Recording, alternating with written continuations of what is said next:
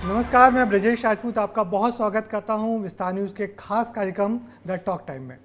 हमारे साथ आज के मेहमान बहुत खास हैं। वो हैं मध्य प्रदेश राज्य पुलिस सेवा के वरिष्ठ अधिकारी राजेश कुमार मिश्रा। राजेश जी, आपका बहुत बहुत स्वागत है विस्तार न्यूज़ में। थैंक यू, बहुत बहुत धन्यवाद। हमें जब आपका प्रोफाइल देख रहे थे तो बहुत सारी कुछ नई नई चीज़ें दिखी। आप उत्तर प्रदेश के गोरखपुर से आते हैं और मध्य प्रदेश में आपने कर्मभूमि बनाई है। कुछ हमको और उस जगह से आते हैं जहां गोरखपुर जो बहुत जाना पहचाना शहर है मुख्यमंत्री महंत योगी जी के कारण।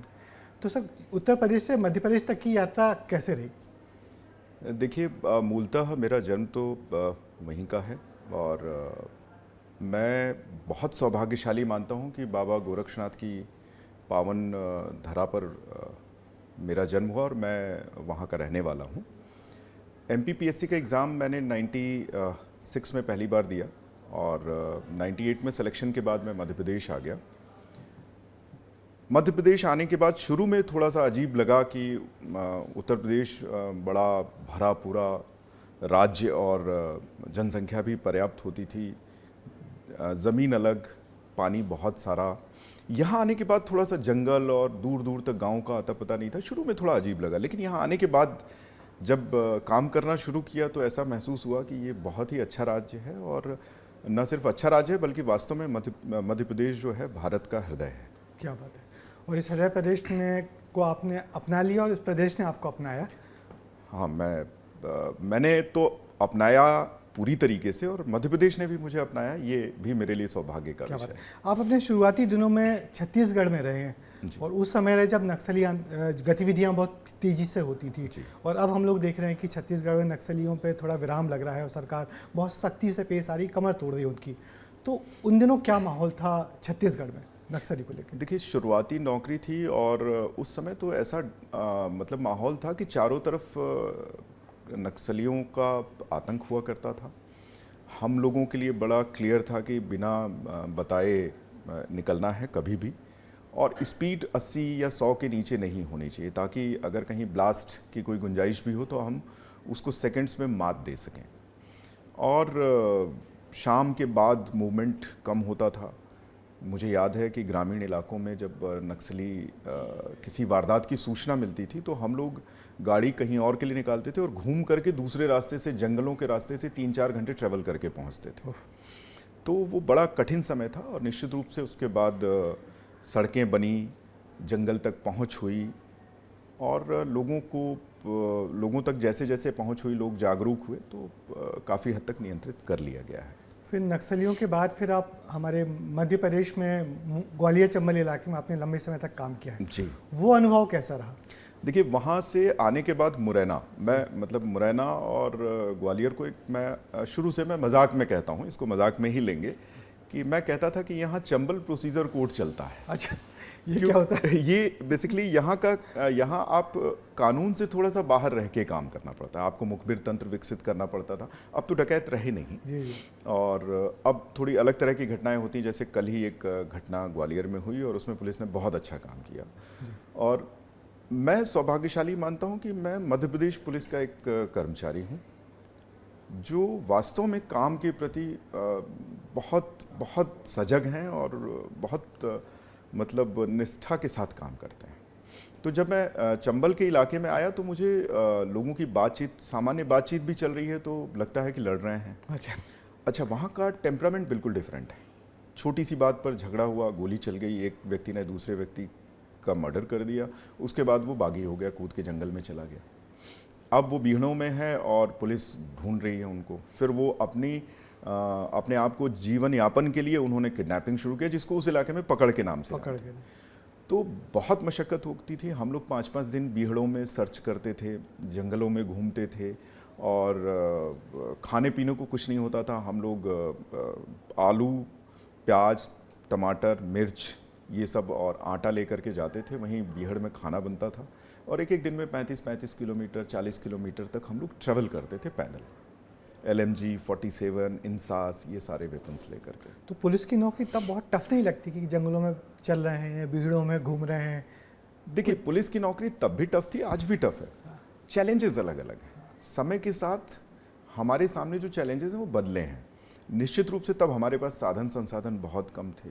मैंने 407 ड्राइव की है, टाटा की 407 गाड़ी आती थी, तो अब थाने से जंगल तक जाना है और कोई गाड़ी नहीं जा सकती थी, तो मैं खुद ड्राइव करके गया हूँ कई बार जंगल में, बीहड़ में। और हमारा स्टाफ बहुत मेहनत करता था, कम संसाधनों में पीने के पानी की 5-6 बॉटल लेके जाते थे। बीहड़ों में पानी नहीं होता था, हमने नालों में से पानी, रुके हुए गड्ढों में से पानी निकाल के पिया है और हमारे स्टाफ ने पिया है। क्या बात है। तो और उस समय कौन से डाकू हुआ करते थे आप जब वहाँ पे थे? देखिए, उस समय गडरिया का आतंक इस पूरे इलाके में था जी। और निर्भय गुजर का था, फिर जगजीवन परिहार का रहा, फिर राजस्थान के कई डकैत थे जो इस पूरे इलाके में हमेशा, चूँकि पूरा राजस्थान का बॉर्डर लगता है, मुरैना भिंड इस तरफ, तो रहते थे वो पूरे इलाके। फिर आप उज्जैन में भी रहे, और जी। उज्जैन में मेरी जब आपसे एक दफ़ा मुलाकात हुई थी तो आप बड़ा क्राइम को नए तरीके से डिटेक्ट करते थे जी। टेक्नोलॉजी की मदद से। तो फिर ये ट्रांसफॉर्मेशन कैसे हुआ? देखिए, मैं जब उज्जैन गया तो उज्जैन में नए तरह का चैलेंज था। जैसे ग्वालियर चंबल संभाग में उस समय कहीं भी कम्युनल टेंशन नहीं होता था, बट मालवा में होता था। तो उस तरह की पुलिसिंग बिल्कुल डिफरेंट होती थी, क्राइम पैटर्न वहाँ डिफरेंट था। यहाँ गोली चलती है और वहाँ अलग तरह का क्राइम था। मर्डर हो गया, ब्लाइंड मर्डर्स हैं, आप डिटेक्ट कर रहे हैं। यहाँ पता होता था कि झगड़ा हुआ है और इनके बीच में गैंगवार चल रही है या झगड़ा चल रहा है। वहाँ बहुत सारी चीज़ें नहीं पता होती थी। तो हम लोगों ने, वो दौर था जब साइंटिफिकली, मतलब साइबर को हम शुरुआती दौर था। जी जी। मुझे याद है कि उज्जैन का जब साइबर का पहला ऑफिस हमने बनाया था तो हमारे पास कंप्यूटर नहीं था, तो मेरे ऑफिस का जो कंप्यूटर हुआ करता था वो मैंने लगाया, और फिर हम लोगों ने काम शुरू किया कि कॉल डिटेल पे कैसे काम करना है, कैसे किसी का पीछा करना है, इस पर बहुत सारी चीज़ें हुई। कॉल डिटेल का एनालिसिस कैसे करना है, तो साइबर पे हमने बहुत काम किया उस समय। उसके बाद फिर लोगों ने आपको देखा कि आप मुख्यमंत्री जो अपूर्व मुख्यमंत्री हैं शिवराज सिंह चौहान जी, उनके साथ आप साय की तरह लगे पीछे रहा करते थे, और तब आपके पास जिम्मेदारी थी सीएम सुरक्षा की, उसके आप एसपी थे। तो वो काम कितना डिफरेंट होता है? देखिए, वो फिर बिल्कुल अलग प्रोफाइल हो जाता है काम का। वहाँ जैसे अब माननीय मुख्यमंत्री जी जो थे वो सबसे मिलना चाहते हैं, और हमारी कोशिश ये होती है कि जिससे मिलें हम पहले फ़िल्टर कर लें कि वो कौन लोग हैं, सिक्योर उनसे रह पाएंगे नहीं रह पाएंगे। तो बहुत बहुत दिक्कत आती थी। अच्छा, वो चूँकि जनता के बीच में कभी भी कहीं भी चले जाते थे, तो कई बार हम लोगों को बहुत स्ट्रगल करना पड़ता। तो दूसरा, आपको बहुत संयमित होकर व्यवहार करना है। हम फील्ड में हैं, कहीं कुछ लॉ एंड ऑर्डर चल रहा है, हम लाठीचार्ज भी कर सकते हैं, बल प्रयोग भी कर सकते हैं, वहाँ आपको बिल्कुल आपका व्यवहार अलग हो जाता है। और फिर एक एक व्यक्ति की ट्रेनिंग, उनको अलर्ट रखना हमेशा, और 4-5 उसको कोई व्यक्तिगत कोई तनाव तो नहीं है, कोई परेशानी तो नहीं है।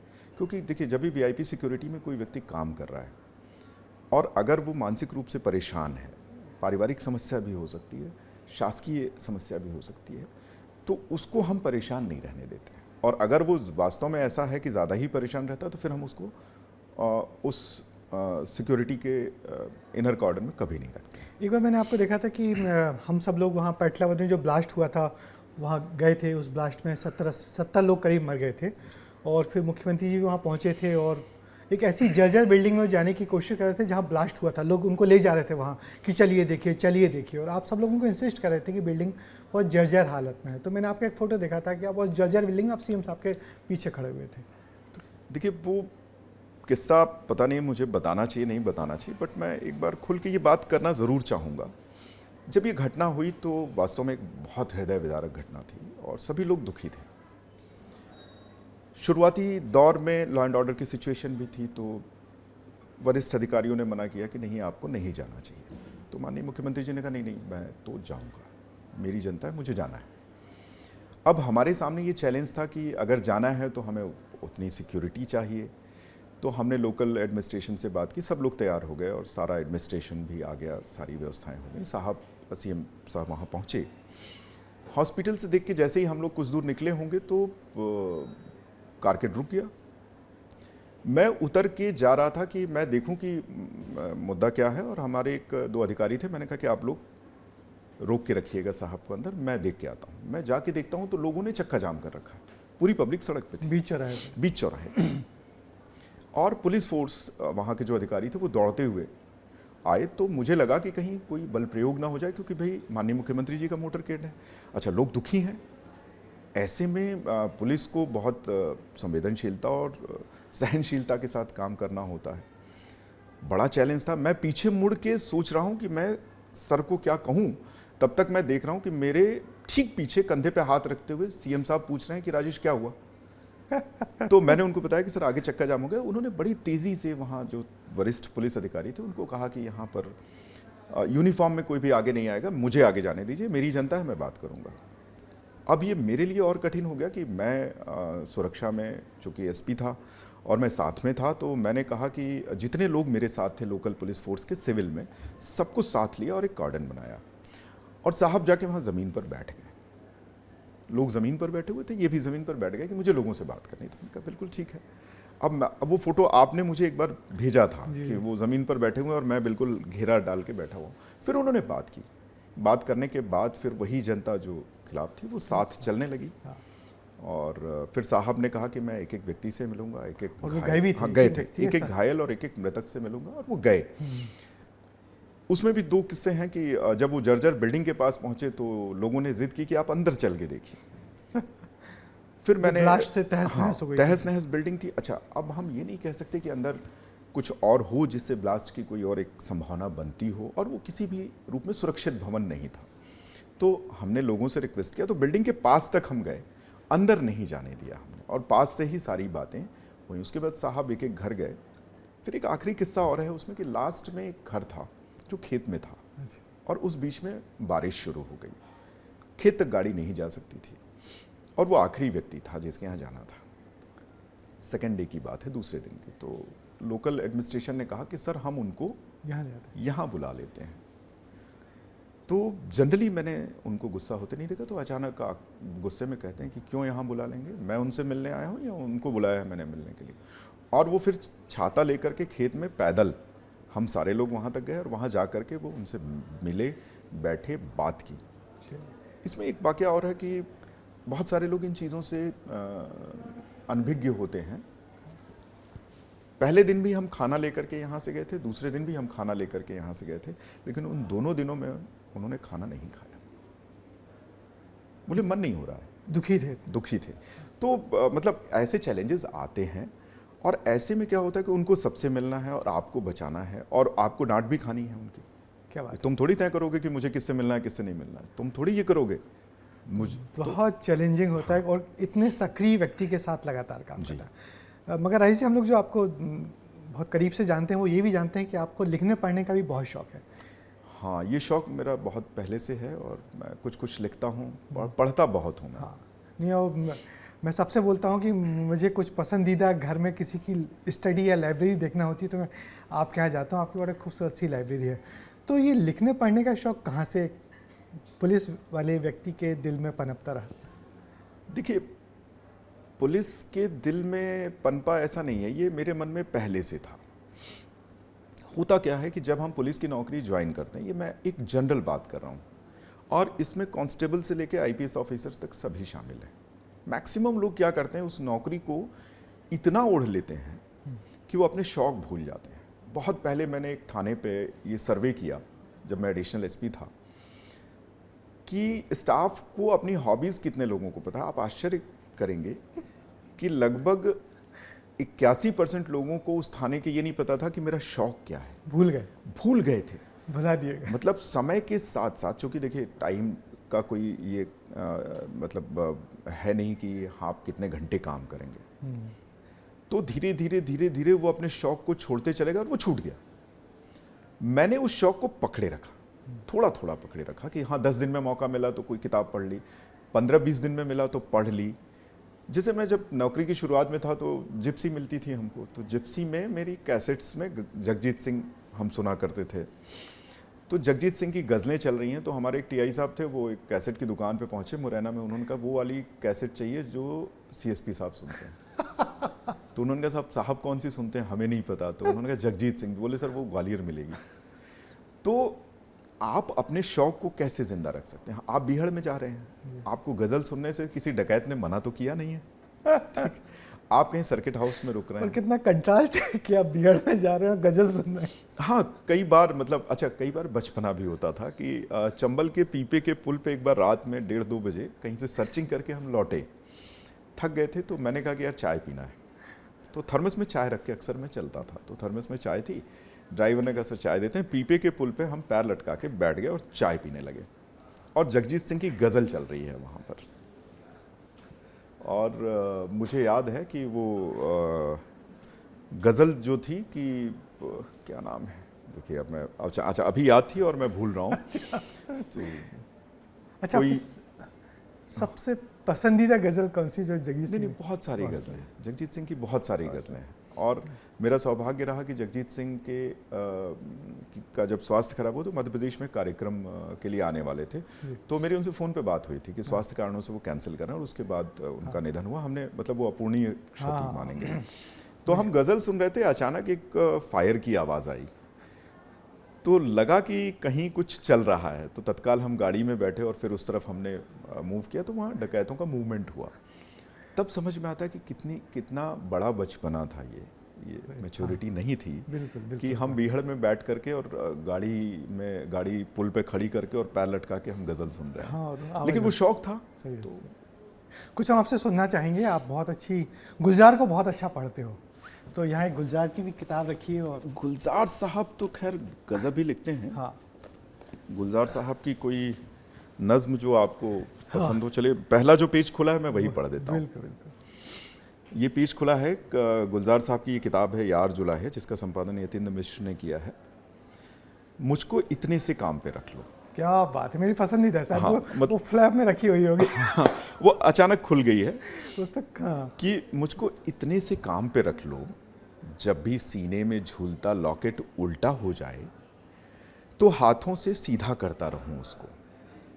जब भी आवेजा उलझे बालों में, मुस्कुरा के बस इतना सा कह दो, आह चुभता है या अलग कर दो।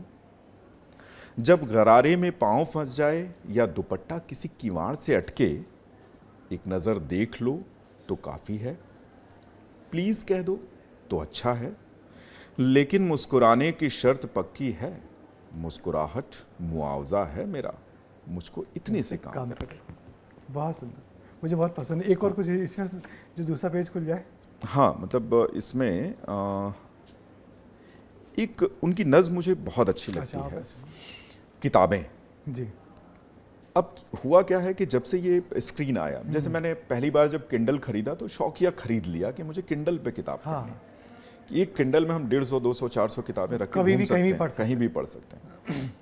लेकिन जब एक आध किताब पढ़ी तो लगा कि नहीं यार वो फील नहीं आ रहा है। हाँ, है ना, हम लोग पुराने लोग हैं, तो वो फील चाहिए। बिल्कुल। तो उनकी एक नज़्म बहुत खुशबू चाहिए। हाँ, किताबें झांकती हैं बंद अलमारी के शीशों से। क्या बात है। किताबें झांकती हैं बंद अलमारी के शीशों से, बड़ी हसरत से तकती हैं, महीनों अब मुलाकातें नहीं होती।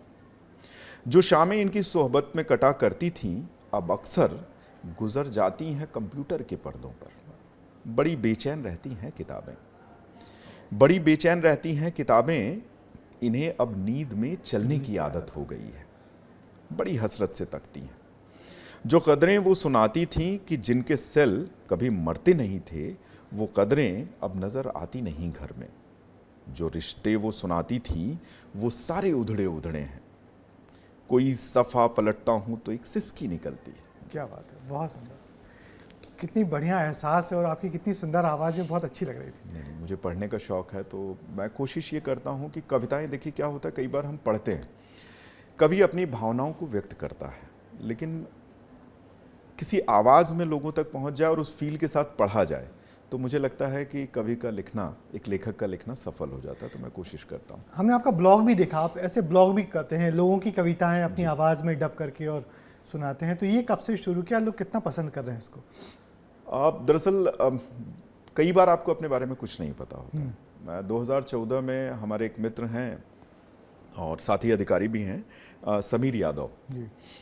तो समीर ने एक व्हाट्सएप ग्रुप बनाया 2014 में, और फरवरी की ही घटना है, 7 फरवरी 2014। तो उस ग्रुप का नाम रखा मंतव्य। तो हम लोगों ने तय किया कि हम लोग कहीं बैठते हैं, इस ग्रुप के लोग, वो सब लिखने पढ़ने वाले लोग थे, पल्लवी त्रिवेदी हैं, हाँ। बहुत सारे लोग थे। तो हम लोगों ने उस ग्रुप की पहली जो बैठक की तो उसमें सबने कुछ ना कुछ सुनाया। मैंने भी गुलजार साहब की एक नज़्म सुनाई, तो लोगों ने कहा कि यार ये तो गुलजार जैसे ही लग रही है गुलजार आवाज़। जैसी लग रही है। तो मुझे लगा कि ये कुछ ज़्यादा हो गया। फिर लोगों ने कहा कि नहीं आपकी आवाज़ अच्छी है। तो पहली बार मुझे लगा अच्छा मेरी आवाज़ ठीक है। तो मैंने पढ़ना शुरू किया और मैंने पल्लवी की बहुत कविताएं पढ़ी। शुरुआत मैंने पल्लवी त्रिवेदी की ही कविताओं से। तो कभी डबिंग के ऑफर नहीं आए आपके पास? आए, बहुत सारे ऑफर आए, बट कभी गंभीरता से इस पर विचार नहीं किया। और आपका जो ढेर सारे किस्से कहानियां हैं पुलिस के और दूसरी ज़िंदगी के, चूँकि आप एक संवेदनशील इंसान हो तो लगातार देखते सुनते रहते हैं, तो कभी उन पर लिखने का विचार नहीं किया आपने? लिख रहा हूँ मैं धीरे धीरे, कुछ कहानियाँ भी लिख रहा हूँ, कविताएं भी कुछ लिखी हैं। पुलिस से जुड़ी हुई कई कहानियाँ हैं जो मैं लिख रहा हूँ, तो मुझे लगता है कि 2-3 महीने में कंप्लीट हो जाएंगी। और अच्छा, काम कर रहा हूँ मैं उसको। तो आपके पसंदीदा राइटर कौन है और किन को आप ज़्यादा पढ़ते हो? देखिए, पसंदीदा राइटर हर फेज में अलग अलग होता है। जैसे कभी विनोद कुमार शुक्ल बहुत अच्छे लगते हैं। विनोद कुमार शुक्ल की हमारे पास हाँ, एक किताब कभी आपके धर्मवीर भारती, कनुप्रिया मैंने कई बार पढ़ी है। कभी रामधारी सिंह दिनकर बहुत अच्छे लगते हैं। तो अब हम उन जैसे अब रश्मि रथी बहुत प्रसिद्ध है कि वर्षों तक वन में घूम घूम बाधा विघ्नों को चूम चूम से धूप घाम पानी पत्थर पांडव आए कुछ और निखर सौभाग्य न सब दिन सोता है देखें आगे क्या होता है। बहुत शानदार। तो अब रश्मि रथी कभी अच्छी लगने लगती तो रश्मि रथी पढ़ ली। तो कभी दिनकर जी अच्छे लगते हैं, कभी निराला की राम की शक्ति पूजा हमने कॉम्पिटिशन्स की तैयारी में पढ़ी थी, लेकिन राम की शक्ति पूजा सरोज स्मृति अब भी पढ़ते हैं तो वो एक अलग फील आता है। फिर गुलजार साहब लिखते हैं तो गुलजार साहब तो बिल्कुल ही अलग दुनिया में ले जाते हैं। हाँ, अलग दुनिया में ले जाते हैं आपको। कब कहाँ क्या सोचने को मजबूर कर दें वो। जैसे उन्होंने एक कहीं जिक्र किया जी। कि धूप सुबह आई थी और सीढ़ियों से चढ़ के शाम को मेरे कमरे तक पहुंची थी। शाम के वक्त मैंने देखा कि धूप कहीं और चली गई, सीढ़ियों पर मुंह लटकाए बैठी थी। तो अब आप ये इमेजिनेशन देखिए। तो गुलजार साहब बिल्कुल अलग लिखते हैं। आजकल बहुत से नए कवि, बहुत से नए लेखक बहुत सुंदर लिख रहे हैं।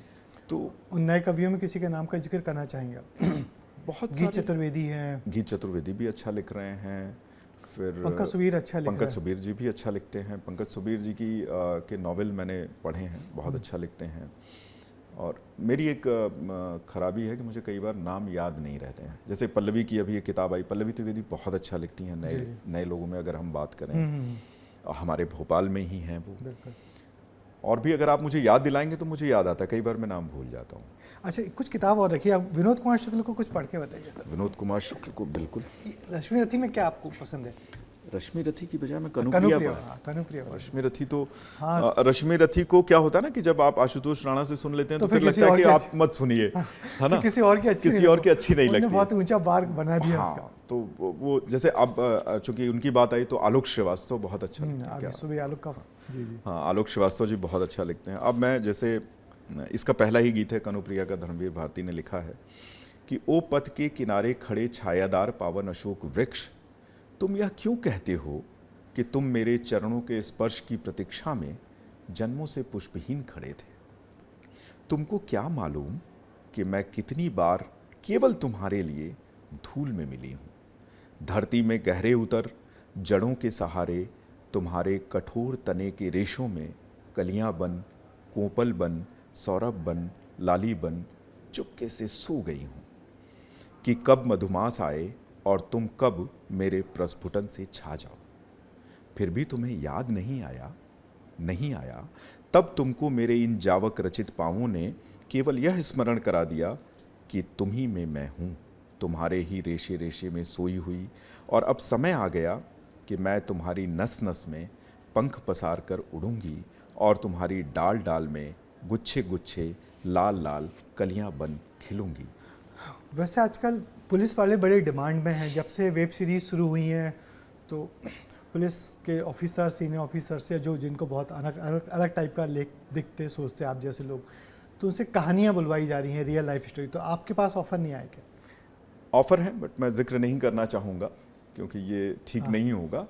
और मैं कुछ कहानियाँ लिख रहा हूँ। आजकल लोग क्राइम थ्रिलर बहुत पसंद कर रहे हैं, हालांकि मैं उतना ज़्यादा नहीं पसंद करता हूँ देखना। हाँ, ठीक है, रियल लाइफ में बहुत सारे इन्वेस्टिगेशंस ऐसे हुए हैं जिनमें अलग अलग तरह का क्राइम हुआ और हम लोगों ने यानी टीम वर्क से उसको इन्वेस्टिगेट करके और सफलता पाई।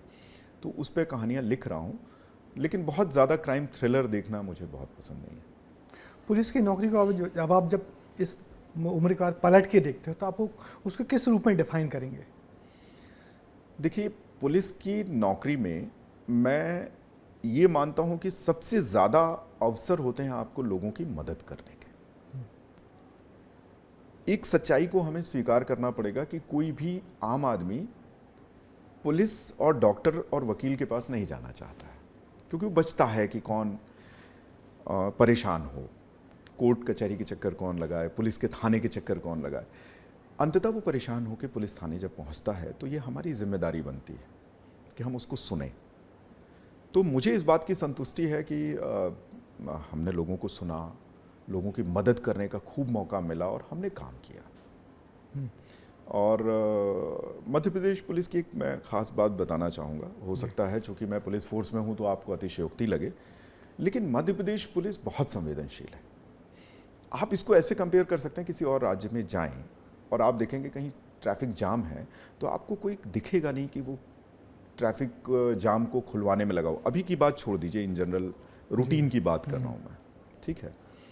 लेकिन मध्य प्रदेश में आप कहीं जाएंगे और कहीं जाम लगा हुआ तो 10 मिनट बाद आपको वहाँ पे 2 कांस्टेबल, 4 कांस्टेबल, एक अधिकारी दिख जाएगा जो ट्रैफिक को क्लियर करा रहे होंगे। कहीं कोई घटना होती है, पहुँचते हैं, काम करते हैं, तो बहुत सिंसियरली काम करते हैं। क्या बात है। मध्य प्रदेश में ये मध्य प्रदेश पुलिस क्यों संवेदनशील नहीं होगी? क्योंकि उसके पास बहुत सारे आप जैसे अच्छे और काबिल ऑफिसर हैं, और इस बात को लेके हम मध्य प्रदेश के लोग बहुत गर्व का अनुभव करते हैं कि मध्य प्रदेश में बहुत अच्छे ऑफिसर्स हैं। और तभी मध्य प्रदेश पुलिस की छवि इतनी अच्छी है कि कल मैंने एक ट्वीट किया रात में, जैसे ही वो अपहरण वाला बच्चा पकड़ाया तो रात में 11:30 बजे देखता हूँ कि आपके हमारे जो डीजीपी मकवाना साहब, उन्होंने उसका जवाब दिया और कहा कि ये पूरी टीम का एफर्ट है और सबको बहुत बहुत बधाई। तो इतनी संवेदनशील है मध्य प्रदेश पुलिस और उसके बड़े अफसर भी। हाँ, देखिए क्या होता है, जब परिवार का प्रमुख व्यक्ति, परिवार का मुखिया जब पीठ ठोकता है तो उससे मनोबल पूरे पुलिस फोर्स का बढ़ता है। इससे सिर्फ ऐसा नहीं कि ग्वालियर चंबल संभाग की पुलिस का मनोबल बढ़ेगा, पूरी मध्य प्रदेश पुलिस का मनोबल बढ़ता है। चलिए, बहुत खुशी की बात है कि मध्य प्रदेश पुलिस में आप जैसे लोग भी हैं जो लिखते, पढ़ते और सुनते, समझते, लोगों की मदद को हमेशा तत्पर रहते। तो राजेश जी, आप यहाँ आए, आपका बहुत बहुत शुक्रिया। आपसे बहुत सारी बातें की, हमने बहुत अच्छा लगा। समय की कमी थी, वरना ये 2-3 किताबें आपसे और पढ़वाते। नहीं, बहुत बहुत धन्यवाद। आपने मुझे यहाँ पर बुलाया और मुझे इतना अवसर दिया बोलने का और मुझे सुना। तो मुझे दीजिए इजाज़त, अगली बार किसी और शख्सियत से आपकी यूं ही मुलाकात करवाएंगे। नमस्कार।